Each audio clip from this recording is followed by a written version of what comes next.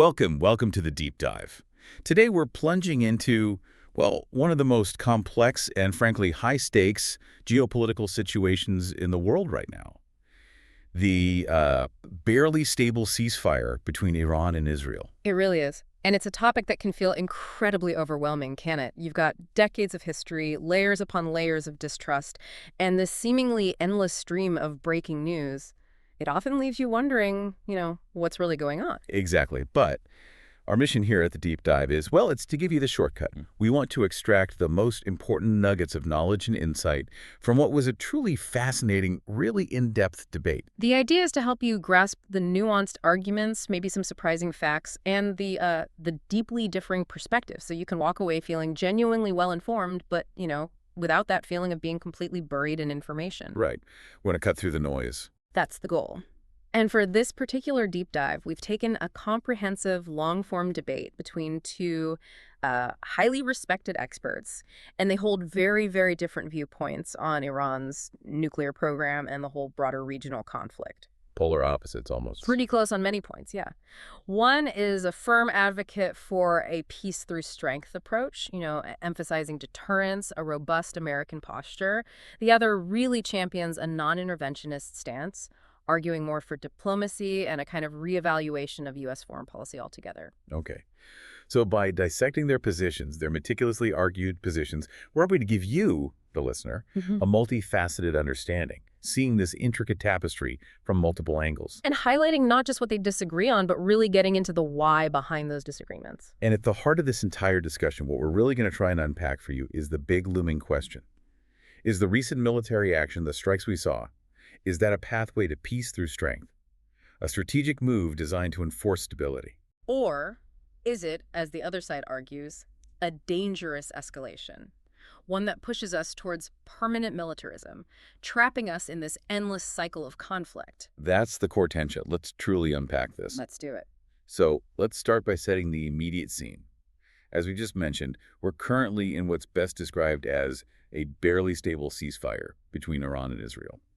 This follows a really intense and frankly alarming period of conflict. Yeah, the headlines were stark. Strikes, counterstrikes. It felt like it could spiral very quickly. It did. But how do we actually get to this precipice? One of the key architects of the recent strategy that led to this moment was former President Donald Trump, and specifically his maximum pressure doctrine. Can you walk us through the genesis of that? Indeed. So upon entering office, President Trump immediately laid out this strategy centered on what he called maximum pressure. The stated goal, singular really, was to prevent Iran from acquiring a nuclear weapon. This wasn't new for him, right? He'd talked about this before. Not at all. He consistently reiterated this position throughout his career. He was always deeply skeptical of the 2015 Iran nuclear deal, the JCPOA, which, of course, he eventually withdrew the U.S. from. Right. But here's where it gets fascinating and maybe a bit counterintuitive given that hardline rhetoric. Despite the aggressive public posture, Trump actually authorized his lead negotiator, Steve Witkoff, who was a close friend and confidant, to engage in 5 pretty intense rounds of direct negotiations with the Iranians. 5 rounds. Secretly. Not exactly secret, but very quiet. Back-channel talks held in Oman, mediated by the Omanis themselves. That's why you sometimes hear them called the Oman Round. Yeah. And it signaled a willingness, at least initially, to explore a diplomatic off-ramp, even amidst all that escalating pressure. That is insightful. It suggests maybe a more complex strategy than just pure aggression.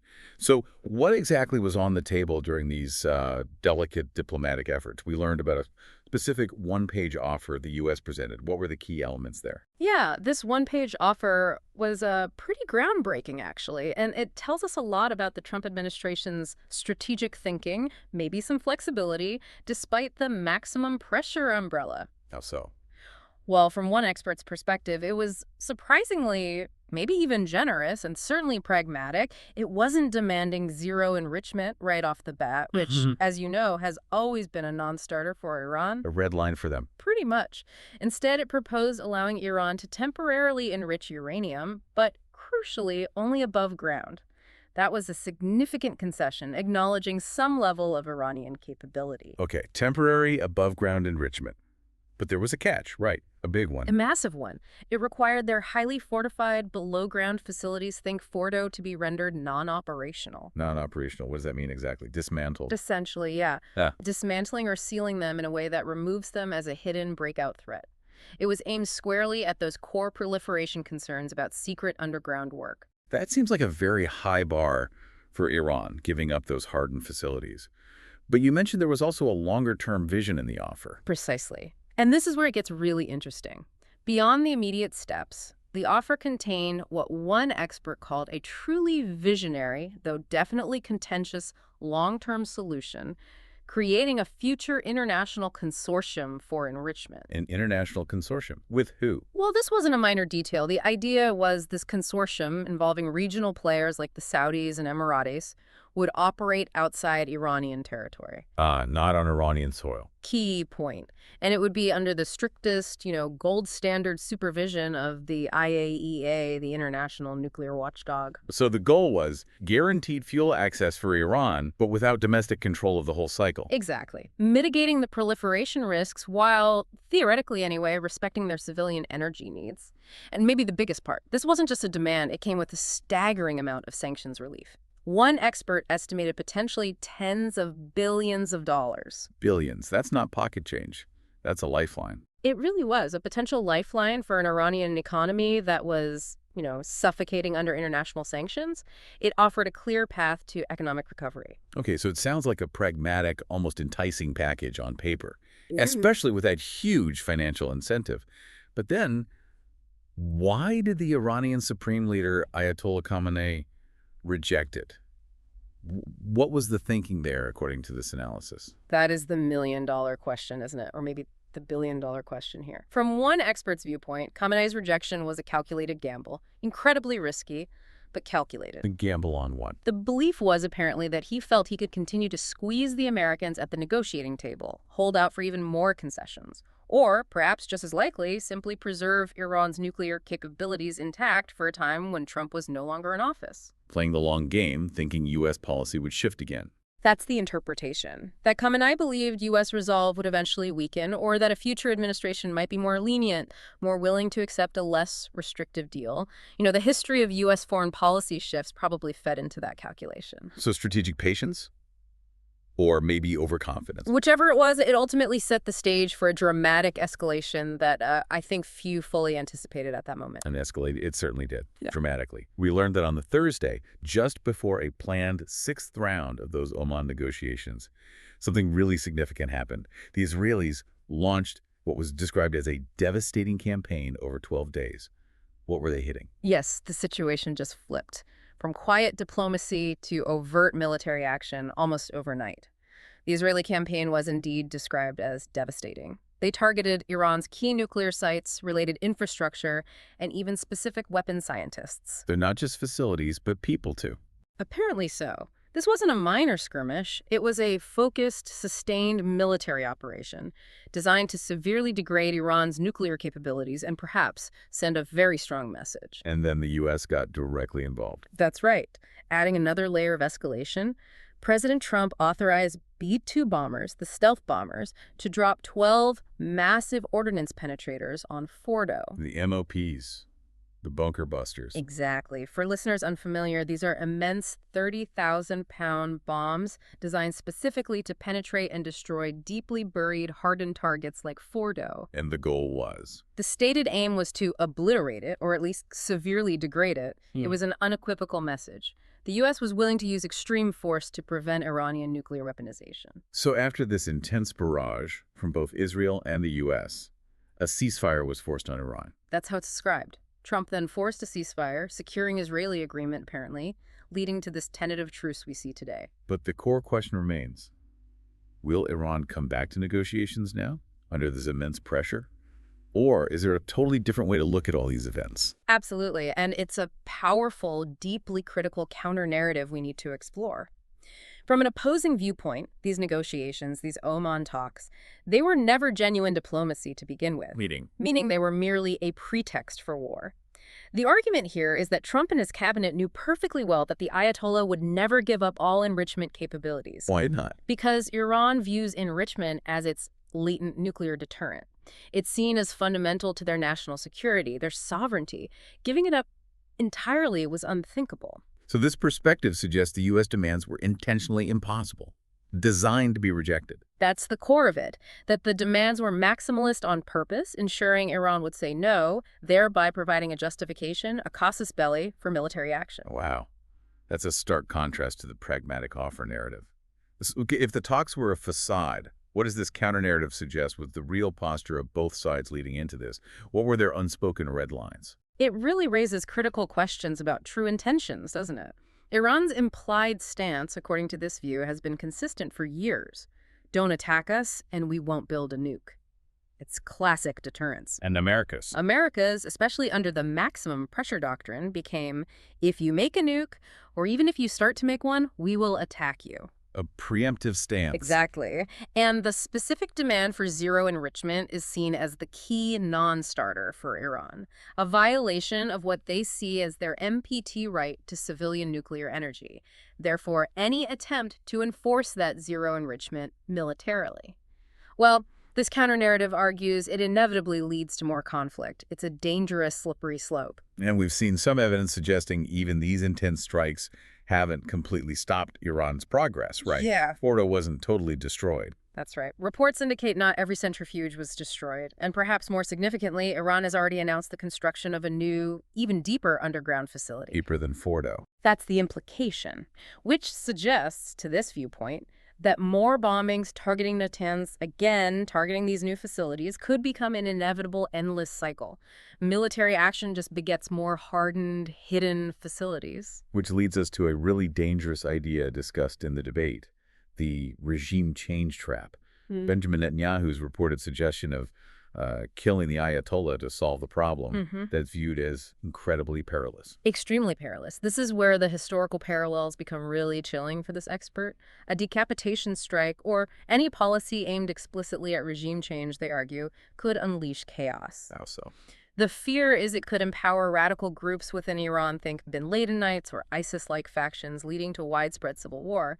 The nightmare scenario is something similar to past U.S. interventions in Iraq or Libya or Syria, Where removing the dictator led to something worse. Precisely. Power vacuums, brutal civil wars, humanitarian catastrophes, regional instability, instead of the intended democracy or stability. And the mission accomplished fallacy is also strongly disputed here. Meaning the idea that Iran's program is now destroyed is wrong. Exactly. This counter-narrative argues the opposite. The Ayatollah is now more likely to seek a nuclear deterrent because of these strikes. They're seen as proof that Iran needs the ultimate security guarantee against external attack. So rather than deterring, the strikes might actually accelerate Iran's nuclear ambitions. That's profound. It's a complete inversion of the intended effect, according to this view, and it shapes how they interpret Iran's general nuclear posture. It's often compared to threshold states. Like Japan or Germany. Exactly. Japan, Germany, Brazil, countries that have the scientific and industrial know-how to build nuclear weapons. They've mastered the fuel cycle, as the saying goes, but they've strategically chosen not to build them. Why not? Primarily because their national security situation, often under a U.S. security umbrella, doesn't demand that ultimate deterrent. The argument here is whether Iran's enrichment is aimed at achieving a similar threshold status demonstrating capability, signaling we could do it if we had to, rather than an immediate sprint to actually weaponize. Showing they can do it, not that they will do it tomorrow. A subtle but crucial distinction. Very crucial. And it brings us to that specific point often highlighted by hawks. Iran's 60% enrichment level. We hear so much about this in the news, often framed as Iran being right on the verge of a bomb. How does this counter-narrative interpret that 60% figure? Yeah, it sounds alarmingly close to weapons grade. It does sound close, and that's why it's been central to what some label the war hawk narrative. It implies this immediate, irreversible race to a weapon. However, the opposing viewpoint argues it's more likely a bargaining chip. A bargaining chip, how? Look at the timing, they argue. Iran increased enrichment to 60% after Trump withdrew from the JCPOA, after their top nuclear scientist, Mohsen Fakhrizadeh, was assassinated, and after the major sabotage attack at the Natanz facility. So it was a reaction. A reaction and a signal, this view contends. Each of those events was seen by Iran as an act of aggression demanding a response. Increasing enrichment is a way to signal serious intent to the world, saying, look, we can go further. negotiate with us seriously, or risk the consequences. It's framed as pressure to get back to the table, not necessarily an immediate dash for an offensive weapon. That's a fundamentally different interpretation of intent, isn't it? Yeah. Moving from inherent aggression to, well, strategic maneuvering under extreme pressure. Absolutely. And that brings us right into the core of the nuclear enigma itself. Beyond the immediate events and intentions, we have these deep-seated accusations of Iranian deception and major proliferation concerns that have built up over years. Right. One perspective strongly asserts, first off, that Iran has been designated a leading state sponsor of terrorism by multiple U.S. administrations, Clinton, Obama, Biden, Trump. Pretty much bipartisan consensus on that label. And the accusation isn't just rhetoric, it's that Iran is responsible, through proxies mostly, for killing and maiming thousands of Americans and hundreds of thousands of Middle Easterners. This history, it's argued, makes any Iranian nuclear program inherently dangerous, regardless of stated peaceful intentions. And the allegations of deception are central, too. This perspective claims Iran consistently lied about its nuclear program. Sites like Natanz or Fordo weren't voluntarily declared initially, right? Correct. The narrative is they were discovered by Iranian opposition groups or Western intelligence, or the IAEA itself digging around, not proactively disclosed by Iran. And the IAEA, the UN's nuclear watchdog, has, according to this viewpoint, published very detailed reports over many years describing what they believe was an undeclared, potentially weapon-related nuclear program. It paints a picture of a covert effort running alongside the declared civilian one. This leads to that stark contrast often drawn between the gold standard and the Iran standard for civilian nuclear power. Can you explain that? Sure. So the gold standard, as it's called, applies to the 23 countries globally that have civilian nuclear energy, but don't have their own domestic enrichment or reprocessing capabilities. They just buy the fuel. Exactly. They buy prefabricated fuel rods from countries like Russia or France, use them in their reactors, and then typically return the spent fuel. This prevents any possibility of them diverting material to make weapons. That's the ideal proliferation-proof model. And the Iran standard. Well, the argument is that Iran, because of its history of alleged terrorism and deception, is simply too dangerous to be allowed these key capabilities, enrichment and reprocessing domestically. Even though 5 other non-nuclear weapon states do have these capabilities, Argentina, Brazil, Holland, Germany, Japan, or Japan. Iran is framed as fundamentally different, uniquely untrustworthy due to its ideology and actions. This perspective then points to specific evidence, like the alleged active nuclear warhead program called AMAD. What was that supposed to be?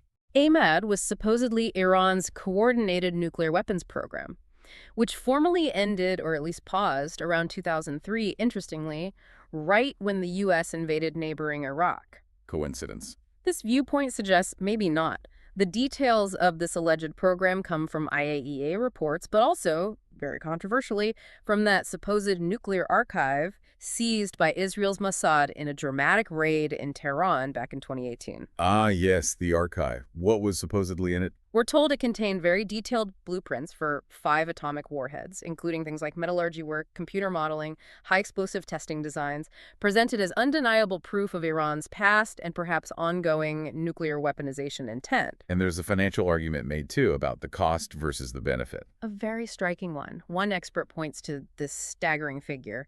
Iran has allegedly sunk $500 billion into its nuclear program over the decades. $500 billion. With a T. That's the number cited.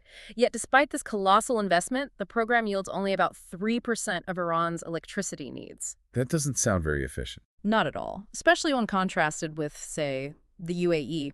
Their nuclear program costs around $20 billion and provides 25% of their electricity. The argument is that the sheer inefficiency of Iran's program points towards a military, not civilian, focus.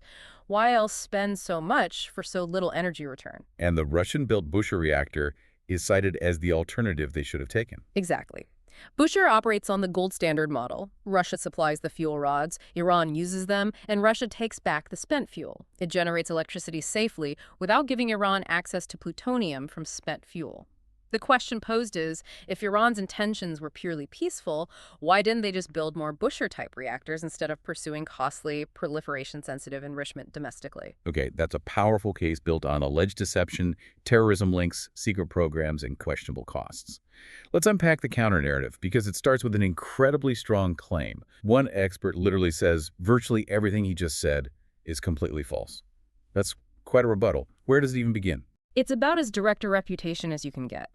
The rebuttal starts by challenging the premise that Iran was inherently seeking weapons from the get-go. Yeah. It points back to the 1990s, arguing the U.S., specifically the Clinton administration, allegedly prevented Iran from buying a light water reactor. And why is that significant? Because light water reactors produce spent fuel that's very difficult, almost impractical, to reprocess for weapons-grade plutonium. It's inherently more proliferation resistant.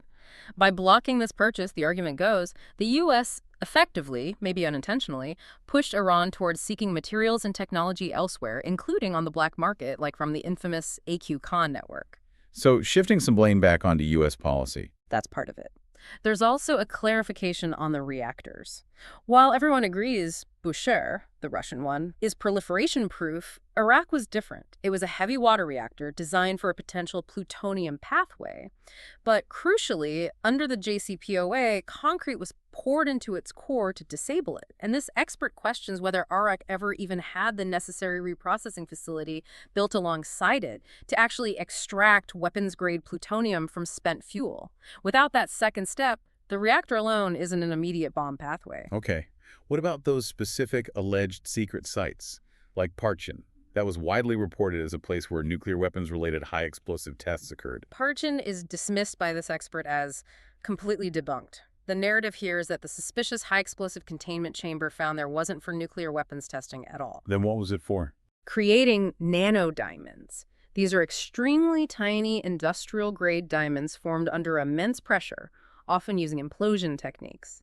While the technique sounds similar, it has legitimate industrial applications totally unrelated to nuclear weapons.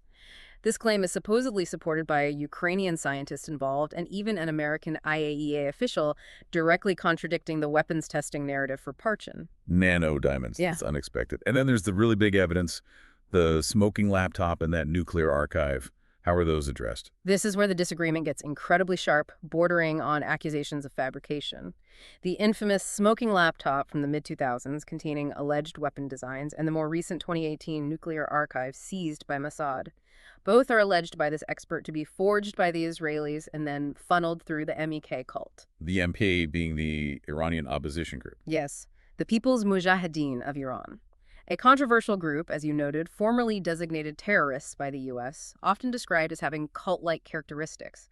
This expert argues their involvement inherently taints the intelligence. What's the evidence for forgery, though? It suggested the CIA privately admitted no laptop existed in a specific context, and an IAEA official supposedly acknowledged that some intelligence originated from MEK sources. A key technical detail offered is that some of the alleged forged warhead sketches were for missile nose cones Iran was already phasing out, suggesting the forgers weren't up to date, indicating falsity. And the disclosure of sites like Natanz and Fordo. Welcome. The verse narrative says they were exposed. This counter-narrative pushes back hard. Natanz, while its existence was revealed by analyst David Albright, wasn't technically a violation of IAEA safeguards at that precise moment, as Iran was apparently still 6 months away from introducing nuclear material. And Fordo, the mountain facility near Qom. This expert insists Iran itself announced its existence to the IAEA in 2009. It wasn't exposed by dissidents as often claimed. This is presented as evidence of transparency, not deception, in those specific instances. Okay, but if these sites weren't necessarily proof of a secret weapons program, why build them so deep underground? It certainly looks suspicious. That's a fair question. The counter-argument is straightforward. They were built deep underground for protection. Protection from Israeli airstrikes. Because Israel saw any nuclear program as a threat. Exactly. This perspective highlights Israel's long-standing view that any Iranian nuclear program, even a purely civilian one, is fundamentally unacceptable and equivalent to a weapons program. Given that perceived threat, burying facilities becomes a logical defensive measure.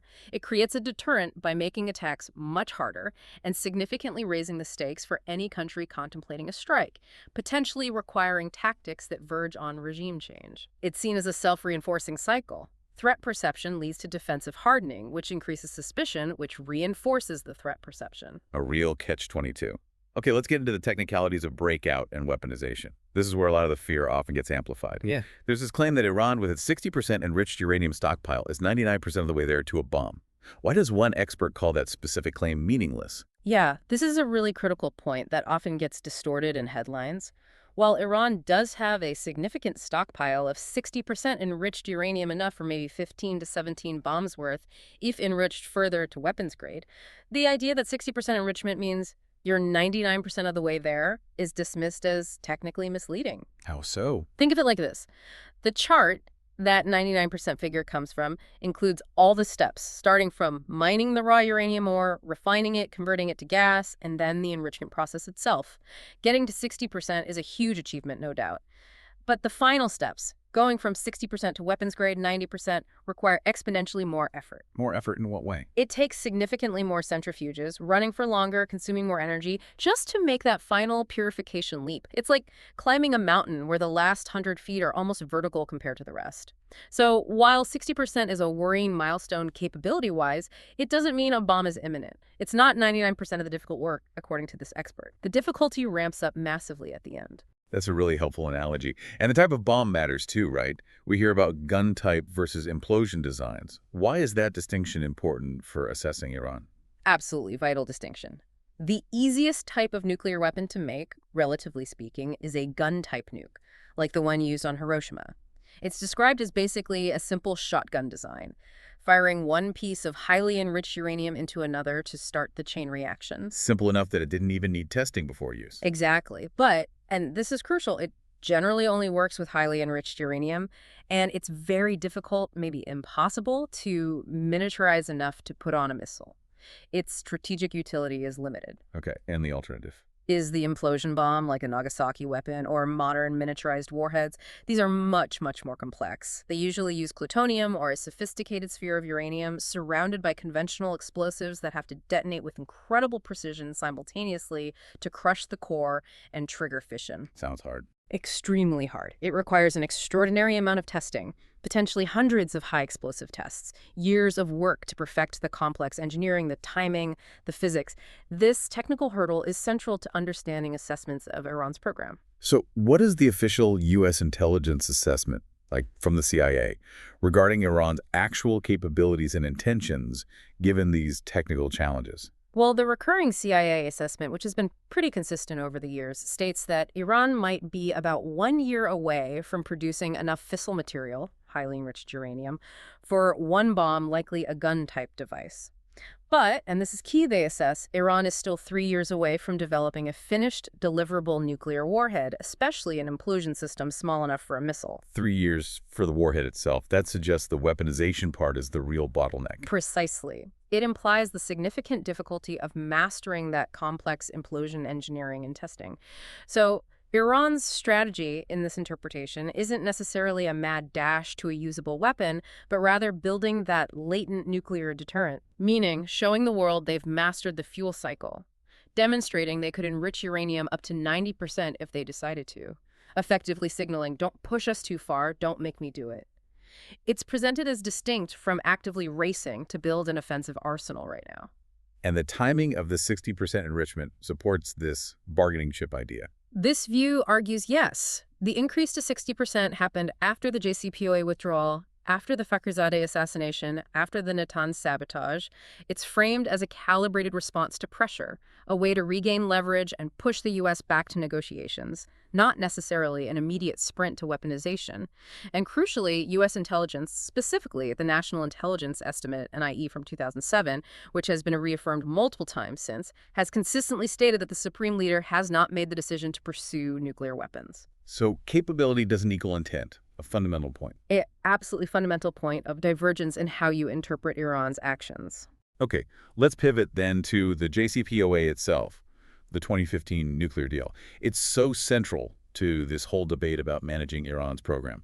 Negotiated painstakingly from 2013 to 2015, built on an interim agreement.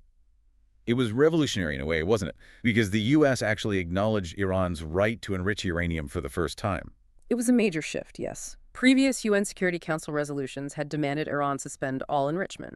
The JCPOA implicitly, and the interim deal explicitly, conceded that Iran could have some level of enrichment capability, albeit under strict limits. Can you summarize the core provisions and, importantly, the main criticisms? Sure. Under the JCPOA, Iran agreed to significant restrictions, especially in the first 10-15 years. They could only keep a small stockpile of 300 kilograms of low-enriched uranium, only 3.67%, far below weapons grade. Anything beyond that had to be shipped out, usually to Russia, to be blended down or converted. What about centrifuges and reactors? They had to mothball most of their advanced centrifuges, limiting themselves to older, slower models for enrichment. And the Arak heavy water reactor, the potential plutonium source, had its core filled with concrete to disable it. So, pretty significant rollbacks. But the critiques were loud, especially about the sunset provisions. That was the core critique, absolutely. These clauses meant that many key restrictions would eventually expire after 10 years, 15 years, 20 years. Critics argued this meant Iran could legally, eventually, emerge with an industrial-sized program, complete with advanced centrifuges, potentially unlimited enrichment capacity, and a very short breakout time to a bomb. And the sanctions relief was also controversial. Hugely. The deal unfroze billions in Iranian assets and eased sanctions, potentially providing, critics claimed, trillions of dollars over the deal's lifespan.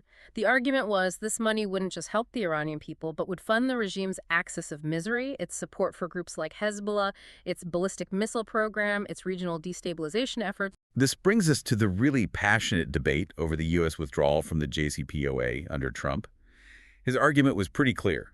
The deal was fatally flawed, precisely because it allowed Iran to retain enrichment capability and because those sunsets would eventually let them build a massive nuclear program. It paved Iran's path to a bomb, he argued. And that was a sincerely held view by many who supported the withdrawal. But what's nuanced here, and came out in the debate, is that even one of the experts generally critical of Iran and the JCPOA stated he didn't support the withdrawal itself. Really? Why not, if you thought the deal was flawed? His reasoning was strategic. He believed the U.S. should have worked with the European partners, France, Germany, UK, the E3, who are also signatories, to extend the sunset provisions first. Get a consensus on a longer and stronger deal, and then collectively approach Iran to renegotiate from a position of unity. Did the Trump administration try that? They did, apparently. Brian Hook, the special representative for Iran, attempted this diplomacy with the Europeans, but according to this account, the Europeans largely rejected reopening the agreement. They wanted to preserve the deal as it was. And Iran, understandably perhaps after the U.S. had already signaled deep dissatisfaction, was also staunchly opposed to any renegotiation, especially after the withdrawal. So the diplomatic path to fix the deal hit a wall. It seems so, which, according to this perspective, ultimately led Trump to withdraw, feeling he'd exhausted the options for improving what he saw as a fundamentally bad deal. So the withdrawal itself was contentious, even among those who shared concerns about the original deal. And the argument against withdrawal emphasized that, flaws or not, the JCPOA did buy valuable time, didn't it? Absolutely. That was a central point for defenders of the deal and critics of the withdrawal. Despite its imperfections, the JCPOA effectively took Iran's stockpile of enriched uranium off the table, blending it down, shipping it out. It verifiably pushed Iran's breakout time, the time needed to produce enough weapons-grade uranium for one bomb, out to at least a full year. A year is a long time in geopolitics. A very long time. It gave the international community a crucial window for diplomacy or intervention if Iran ever decided to make a dash for the bomb. The withdrawal, critics argue, simply removed those constraints, reduced transparency, and allowed Iran to restart and accelerate its enrichment activities, shrinking that breakout time dramatically. Now, here's where it got really interesting in the debate source material. A truly surprising area of agreement, almost shocking, between these two experts who disagreed on nearly everything else. The Russiagate hoax. Yeah, that was remarkable. Both explicitly stated, almost in unison, that the whole narrative surrounding accusations of Trump being a Russian agent completely ruined Donald Trump's ability to engage in real diplomacy with Russia. How did that connect to Iran? The idea was that this political firestorm prevented Trump from, say, working effectively with Putin to put pressure on Iran or collaborating on other global issues. It essentially paralyzed certain aspects of his foreign policy presidency. Both experts, despite their vast differences, viewed the Russiagate accusations themselves as unfounded and disgraceful. A rare moment of unity in a deeply polarized debate. Amazing. It truly was. But then, almost immediately after, the discussion shifted to another point of sharp controversy: the role of money. specifically the Adelson money. Sheldon Adelson, the late casino magnate and huge Republican donor. The very same. The debate touched on the hundreds of millions of dollars he gave to Trump's campaigns. Adelson had openly stated that Israel was his one issue and had even made inflammatory remarks suggesting America should nuke Iran as a negotiating tactic. So one perspective suggested this money directly influenced Trump's policies towards Israel, towards Iran, maybe even the JCPOA withdrawal. That was the implication raised by one side, that such massive donations couldn't not have an impact. The other side pushed back, arguing that while philanthropists and lobbies always try to exert influence in Washington, that's just politics. A president like Trump ultimately makes his own decisions based on his perception of American national security. So Trump acted based on what he thought was best for America, not just a donor's wishes. That was the counterargument, that Trump was his own man on these issues, consistent in his views long before Adelson's major contributions. It really highlights that perennial, difficult debate about the precise influence of money in politics and foreign policy decisions. Okay, let's transition now to the cycle of conflict itself and the historical grievances. There were profound disagreements over specific examples of alleged Iranian-backed aggression.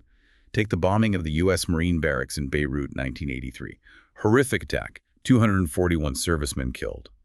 Blamed on an Iran-backed Shiite militia, a kind of proto-Hezbollah. What was the counter-argument there? Well, while it's generally accepted a Shiite group linked to Iran was responsible, the counter-narrative introduced a complication.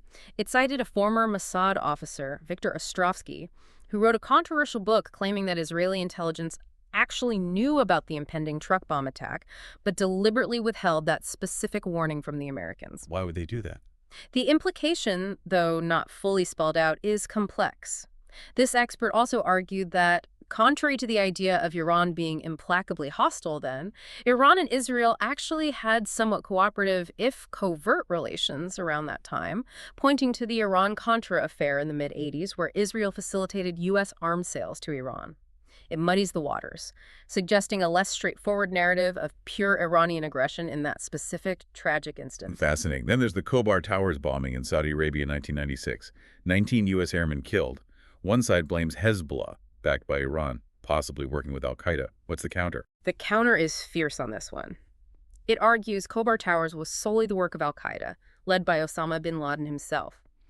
And the primary motivation wasn't Iran, but anger over the large U.S. military presence in Saudi Arabia. And why was the U.S. military there in such force? That presence was largely due to the dual containment policy towards Iraq and Iran, a policy heavily advocated for by Israel and its supporters in Washington after the First Gulf War. So ironically, the policy meant to contain Iran might have fueled the al-Qaeda attack. This view also cites John O'Neill, the respected FBI counterterrorism agent who led the Khobar investigation on the ground, who reportedly concluded it was solely al-Qaeda, not Iranian involvement. So the dual containment policy itself becomes a key point of contention. Explain that a bit more. Right. Adopted in the 90s after Gulf War I, the idea was the U.S. needed to actively contain both Iraq, weakened but still seen as a threat, and Iran, preventing either from dominating the Persian Gulf. Critics argue this policy, requiring a major U.S. military footprint in places like Saudi Arabia, Holy Land for Muslims, was deeply destabilizing and directly fueled anti-American sentiment among groups like al-Qaeda, ultimately leading to attacks like Khobar Towers and later 9/11. Okay, moving forward to the Iraq War, the second one. The issue of EFPs, explosively formed penetrators, comes up. These advanced IEDs killed hundreds of Americans, and Iran-backed militias were widely blamed for supplying them. What's the counterargument? EFPs were particularly nasty. Unlike typical IEDs, they use a shaped charge to fire a molten copper slug capable of piercing heavy armor. Their sophistication led many in the U.S. military and government to conclude they must have come from Iran, likely the IRGC. However, the counter-narrative labels this a gigantic propaganda campaign pushed by figures like Vice President Cheney and General Petraeus during the troop surge. Propaganda help. It cites evidence suggesting these deadly devices were actually being manufactured by Iraqi Shiites inside Iraq using commonly available materials and machining techniques, not imported wholesale from Iran. It points to later admissions by some U.S. officials that they lacked concrete proof linking the specific EFP components found in Iraq directly back to Iranian factories or supply lines. This dispute really highlights the core disagreement. One side sees inherent Iranian malignity, the other sees U.S. occupation fueling local resistance, possibly exaggerated for political ends. The origins of Hezbollah itself are also debated, aren't they? Everyone agrees Hezbollah is trained and financed by Iran now. Ah, But how it started? They're two different stories. there are. One perspective attributes Hezbollah's creation directly to Iran's Revolutionary Guard Corps, IRGC, sending operatives into Lebanon before Israel's 1982 invasion, seeing it as an early projection of Iran's revolutionary ideology abroad. And the other view? The opposing view frames Hezbollah's emergence as a direct reaction to the Israeli invasion and the subsequent, often harsh, occupation of southern Lebanon. It portrays Hezbollah as an indigenous Lebanese Shiite resistance movement that then attracted significant Iranian support and guidance, rather than being an Iranian creation from day one. The nuance matters for understanding whether Hezbollah is primarily an Iranian proxy or a local force with an Iranian patron. Then there's that famous, chilling Iranian slogan, "Death to America, death to Israel." How is that interpreted differently? One side sees this slogan as being operationalized, meaning it's not just words. It translates into concrete actions, capabilities, funding terrorism, developing missiles aimed at Israel, indicating a clear existential hostile intent that must be taken literally and countered forcefully. And the other side? The other side views it more as powerful, revolutionary political rhetoric, an expression of deep-seated grievances and ideology, and not necessarily a literal reflection of Iran's day-to-day foreign policy, which they argue tends to be far more cautious, pragmatic, and defensive when you look at actual actions versus fiery speeches. It's a fundamental disagreement on how to interpret the adversary's pronouncements. And bringing it right up to date, the horrific October 7th attack by Hamas. While it's undeniable that Hamas is financed, armed, and trained by Iran, what's the intelligence assessment on whether Tehran actually ordered that specific attack? U.S. intelligence, according to reports, does not believe Tehran directly ordered the October 7th attack. However, meetings between senior figures from the IRGC, Hezbollah, Hamas, and Palestinian Islamic Jihad did take place in the months leading up to it. This suggests, at minimum, a high level of coordination, consultation, or perhaps Iranian awareness, even if not a direct command from the supreme leader. Direct orders are questioned, but Iranian complicity is strongly implied by the long-standing support. And one expert added a provocative detail about Israel's past relationship with Hamas. Yes, adding another layer of complexity, this expert pointed out that over the years, Israel itself had sometimes allowed funds from Qatar and elsewhere to flow into Gaza, partially benefiting Hamas. The alleged strategic thinking, now widely seen as a disastrous miscalculation, was to prop up Hamas as a counterbalance to the Palestinian Authority in the West Bank, thereby dividing the Palestinians. It underscores the unintended consequences that ripple through this conflict. Wow. Okay, let's look at the Non-Proliferation Treaty, the NPT, and Iran's compliance. Iran is a signatory, unlike Israel or Pakistan or India. One perspective emphasizes that Iran has safeguards agreements with the IAEA. Right. And this perspective states that the IAEA has generally continued to verify the non-diversion of nuclear material from declared facilities to military purposes. It acknowledges there might have been past tiny technical violations related to reporting or access, but argues these were often resolved or had nothing to do with actual weaponization efforts. From this viewpoint, Iran has largely operated within its NPT obligations, despite the political noise. But the opposing view strongly disagrees. Strongly. It argues Iran has been in violation of its obligations under the NPT framework repeatedly. They point to the discovery of undeclared nuclear material or activities at various points. They also emphasize Iran's refusal to formally ratify the additional protocol, which allows the IAEA much more intrusive, short-notice inspections of undeclared sites. Iran did abide by it voluntarily for a while, though, during the JCPOA negotiations. It did, as a confidence-building measure. But its underlying refusal to make it legally binding, coupled with past alleged deceptions, is presented by critics as part of a consistent pattern of nuclear mendacity. It fuels the argument that Iran simply cannot be trusted with sensitive nuclear technologies, regardless of its NPT membership. Now, for a really fascinating and maybe quite concerning parallel that came up in the debate, North Korea, how U.S. actions might have influenced their nuclear proliferation. One expert focused on President George W. Bush's administration. Yes, specifically pointing the finger at John Bolton, who was Under-Secretary of State at the time. The argument is that Bolton pushed unsubstantiated claims, perhaps even lies, about North Korea secretly enriching uranium. This was used as a pretext, this expert claims, to cancel the 1994 agreed framework. That was the Clinton-era deal, right? Where North Korea froze its plutonium program. Exactly. In exchange for aid and proliferation-resistant light water reactors. Canceling that deal, imposing new sanctions, launching the Proliferation Security Initiative to interdict North Korean shipping. This package of perceived U.S. belligerence, it's argued, directly drove North Korea to withdraw from the NPT in 2003 and aggressively pursue building nuclear weapons as its ultimate guarantee against regime change. And the technical point made was, That North Korea's subsequent nuclear tests were primarily plutonium-based, coming from the very reactors they had frozen under the agreed framework, not uranium-based, which Bolton had focused on. This is presented as evidence that Bolton's uranium claims might have been false, used specifically to scuttle the deal he opposed. and this pattern allegedly continued under Trump. Bolton was national security advisor then. This expert argues yes. That John Bolton, again, ruined the Trump deal with Kim Jong-un at the Hanoi summit in 2019. How? By insisting on immediate comprehensive denuclearization first, with normalization and sanctions relief only coming much later. A non-starter for Pyongyang. Seen as a poisoned pill. North Korea, having watched what happened to Muammar Gaddafi in Libya after he gave up his WMD programs, was highly unlikely to dismantle everything up front without concrete reciprocal security guarantees and sanctions relief first. So this illustrates, in this view, a consistent pattern. Maximalist U.S. demands, often pushed by hawkish figures, sabotage potential diplomatic breakthroughs and inadvertently convinces adversaries that only nuclear weapons can ensure their survival against U.S. pressure. So this brings us back to that fundamental disagreement that ran through the whole debate. Who's ultimately to blame for proliferation and instability? One expert consistently, almost reflexively, seems to attribute blame to U.S. and Israeli actions, even using the provocative phrase, "It's always our fault." It's a strong theme, yes. A deep critique of U.S. foreign policy as the primary driver of conflict.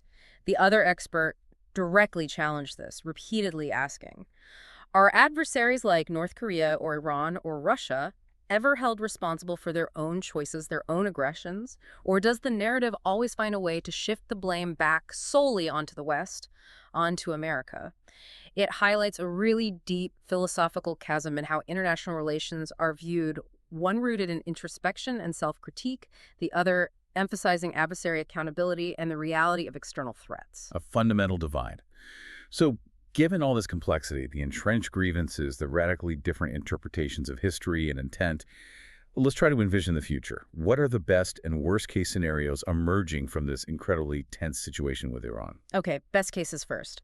From the peace through strength perspective, the best outcome involves Iran coming back to the negotiating table, perhaps back to Oman, and agreeing to full dismantlement of its nuclear weapons potential, meaning a deal involving no enrichment, full dismantlement, shutting down facilities like Fordo and Natanz permanently, giving up all their centrifuges, allowing intense anytime, anywhere IAEA supervision, and committing to never rebuilding such capabilities.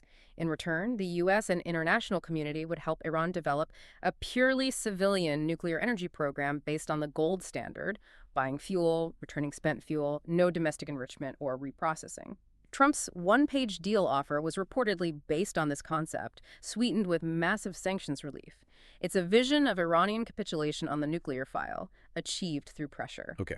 And the best case scenario from the opposing non-interventionist viewpoint? It's quite different. It involves the U.S. essentially quitting right now, ending the maximum pressure campaign, the sanctions, the military threats, and finding a way back to a deal similar to the JCPOA. This approach explicitly respects what Iran sees as its unalienable right under the NPT to civilian nuclear energy, which, from their perspective and this expert's, includes some level of domestic enrichment capability. So acknowledging Iran's red line on enrichment. Essentially, yes. Recognizing that trying to force zero enrichment militarily is futile and counterproductive, likely leading only to more conflict. This path prioritizes de-escalation, mutual respect, however grudging, and returning to a verifiable diplomatic framework that both sides can, perhaps unhappily, live with, even if it's imperfect and requires ongoing vigilance. Okay, those are the optimistic paths. Now for the worst case scenarios, and I imagine they're pretty grim. They are, from both perspectives. One deeply concerning possibility, voiced by the peace through strength advocate, is an Iranian breakout and subsequent escalation. Iran, feeling cornered or emboldened, restarts its program aggressively, enriches to weapons grade, and moves to build a bomb. Leading to? Almost inevitably, further military strikes by Israel, potentially with U.S. support or direct involvement. This could easily trigger a wider regional war, drawing in Hezbollah, disrupting oil supplies, causing massive economic and human costs. Another dire scenario discussed is regime collapse leading to chaos. The decapitation strike scenario we mentioned earlier. Exactly. If military action, whether targeted or broader, leads to the collapse of the Iranian regime without a stable alternative ready, you could face civil war, fragmentation, WMD proliferation risks from unsecured materials, potentially forcing a massive U.S. intervention just to secure nuclear assets. Think Iraq or Libya, but potentially on a much larger, more dangerous scale. A nightmare scenario. And the ripple effects, the fear of a proliferation cascade. That's a huge concern for this viewpoint. If Iran does get nuclear weapons, or even just maintains a threshold capability with a very short breakout time, it changes the entire strategic calculus of the Middle East. Countries like Saudi Arabia, Turkey, maybe Egypt or Algeria, all rivals of Iran to varying degrees, would feel immense pressure to develop their own nuclear deterrent. And beyond the Middle East? It could ripple further. Might South Korea or Japan, facing threats from North Korea and China, feel they need their own nukes if the U.S. non-proliferation stance seems weakened? Could Taiwan? It could trigger a dangerous global proliferation cascade, making the world far more unstable, with nuclear tripwires in multiple volatile regions. Okay, grim indeed. The opposing view offers equally dire worst-case scenarios, but rooted in different causes, right? Yes. From the non-interventionist perspective, the recent U.S.-Israeli strikes themselves are seen as incredibly dangerous because they reinforce a terrible lesson for other countries. You better get a nuke if you want to keep America from attacking you. Undermining the NPT. Severely undermining it. When a non-signatory, Israel, attacks a signatory, Iran, allegedly with help from another signatory, the U.S., it sends a message that the treaty offers no real security against powerful states. Yeah. It makes proliferation look like the only rational choice for states facing U.S. pressure. This expert even speculated it could incentivize countries like Russia, maybe figures like Medvedev, to become less cautious about sharing nuclear technology, leading to a terrifying nuclear free-for-all. And this leads to the vision of permanent militarism. Exactly. The argument is that the constant cycle of peace through strength, sanctions, threats, and military interventions doesn't actually bring peace. It just creates more enemies, fuels more conflict, and locks the U.S. into a state of permanent militarism. The horrific war in Yemen is cited as an example, where U.S. support for Saudi and UAE actions is seen as perpetuating a catastrophe primarily for the benefit of the military-industrial complex and geopolitical maneuvering, not for genuine peace or stability. This really brings us down to the fundamental philosophical approaches to global conflict that underpin these entire debates.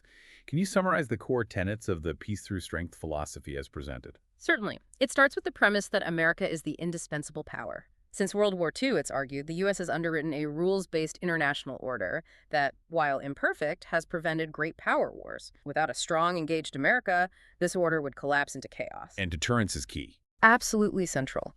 The belief is that war is prevented when adversaries believe the U.S. has both the capability and the will to use selective, focused, overwhelming military power if necessary. Weakness invites aggression. Unilateral disarmament, or hoping evil men in charge of hostile regimes will just choose peace, is seen as naive and dangerous. How does Trump fit into this view? He's presented as a pragmatic leader who understood power but used it carefully and selectively. The targeted killings of ISIS leader Baghdadi and Iranian General Soleimani and the recent strikes on Iran are cited as examples of decisive action that deterred wider conflict rather than provoking it. And alliances. Hugely important, especially with countries like Israel, who are seen as reliable partners willing to fight and die in their own defense, sharing intelligence and capabilities, but not asking for U.S. boots on the ground, which minimizes risk to American lives. There's an underlying optimism in the wisdom of the American people and their elected leaders to navigate these complexities. And finally, a distinction is made. The fight isn't with the Iranian people, the vast majority of whom are seen as friendly towards America and despise their own regime, but with the dangerous regime itself, which must be contained or changed. Okay, now, contrasting that sharply is the philosophy of non-interventionism, sometimes just framed as peace. What are its core principles? It's often grounded in the libertarian non-aggression principle, basically no initiating force, theft, or fraud. This principle, it's argued, should apply to governments just as much as to individuals. So avoiding terms like isolationism. Yes, that term is seen as a smear, often used historically to attack those who simply opposed entering foreign wars. The preferred terms are independence, non-interventionism, and peace. It argues America doesn't need a global empire to be secure. National defense could be achieved much more cheaply, maybe with just a couple of good submarines for ultimate deterrence, freeing up vast resources currently spent on global military presence. What role could America play internationally in this vision? Instead of being the world's policeman, America could be the world's peacemaker. A host of peace conferences, using its influence to mediate frozen conflicts. Think Kashmir, Cyprus, maybe even Ukraine Donbas before the full invasion, rather than intervening militarily or taking sides. And Trump's rhetoric is viewed differently here. Interestingly, yes. His expressed desire to get along with Russia and China, often criticized elsewhere, is praised here as a potential positive pivot towards capitalism and trade and freedom and peace, moving away from zero-sum military confrontation. What's the main critique of U.S. foreign policy from this perspective? It targets the idea of American dominance, and specifically the Defense Planning Guidance of '92. This was a real Pentagon document drafted after the Cold War that essentially advocated for preventing any other rival superpower from emerging anywhere in the world. This expert argues that this quest for perpetual primacy directly led to the endless wars we've seen since in the Middle East, the Balkans, potentially provoking conflict in Eastern Europe and East Asia. And nuclear weapons in this view. Advocate for an extremely minimal nuclear deterrent only, while ultimately striving for a world free of nuclear weapons entirely, citing the near agreement between Reagan and Gorbachev at Reykjavik as proof that total abolition isn't just a pipe dream. The core hope here is that America could achieve its true potential by focusing inward, reallocating the trillions wasted on militarism towards perfecting its own society. U.S. wars, this perspective argues, are often the worst thing happening in many other countries, breeding resentment and instability. And crucially, it rejects the idea that all enemies are Hitler, arguing this mindset prevents necessary diplomacy and leads to tragic, unnecessary wars, citing Saddam Hussein or Iran's alleged golden offer for a grand bargain in 2003, which the Bush administration reportedly rejected. This philosophical clash often brings up the World War II analogy, doesn't it? One expert even suggested the U.S. should have stayed out until Pearl Harbor, drawing a parallel between Hitler miscalculating U.S. isolationism and Khamenei misjudging Trump's resolve. That parallel was drawn, yes. But importantly, both experts actually agreed on a key caveat. It's dangerous and often misleading to constantly project World War II onto every contemporary conflict. The all enemies are Hitler trope, they both acknowledged, can shut down vital diplomacy, prevent nuanced understanding, and push leaders towards potentially catastrophic, unnecessary conflicts by making compromise seem like appeasement. It's a powerful analogy, but one that needs to be used with extreme caution. A crucial point of agreement there, too. So, as we wrap up this deep dive, the ultimate question looms large. How do we avoid future global conflicts? How do we steer clear of that World War III scenario? Both experts clearly agree the world is a dangerous place, but they offer fundamentally different prescriptions. Radically different paths forward. One emphasizes maintaining and selectively using overwhelming strength and deterrence, believing that's the only language adversaries truly understand, leading to calls for things like no enrichment, full dismantlement for Iran, backed by a credible force. The other advocates for radical non-interventionism, prioritizing diplomacy, arms control, respecting other nations' security concerns, even adversaries, and focusing America's resources on prosperity and peace at home, arguing that military dominance itself breeds conflict. We heard General Eisenhower's profound warning decades ago about the cross of iron, the immense cost of militarism, and the dangers of the military and industrial complex he knew so well. As you, our listeners, reflect on this complex debate about Iran, you can consider this. Is the greatest risk of global catastrophe that World War III we all fear born from a perceived lack of American strength that tempts aggressors? Or is it perhaps born from the endless pursuit of that strength itself, a pursuit that constantly creates new enemies, fuels arms races, and makes conflict almost inevitable? What balance, if any, truly leads to lasting peace? It's the fundamental question, and there are no easy answers. Hopefully, exploring these different detailed perspectives gives you more tools to think critically about it. Indeed. Thank you for deep diving with us today. We encourage you to continue your own research, maybe revisit some of the points our experts discussed, and apply this nuanced understanding to the complex world unfolding around us.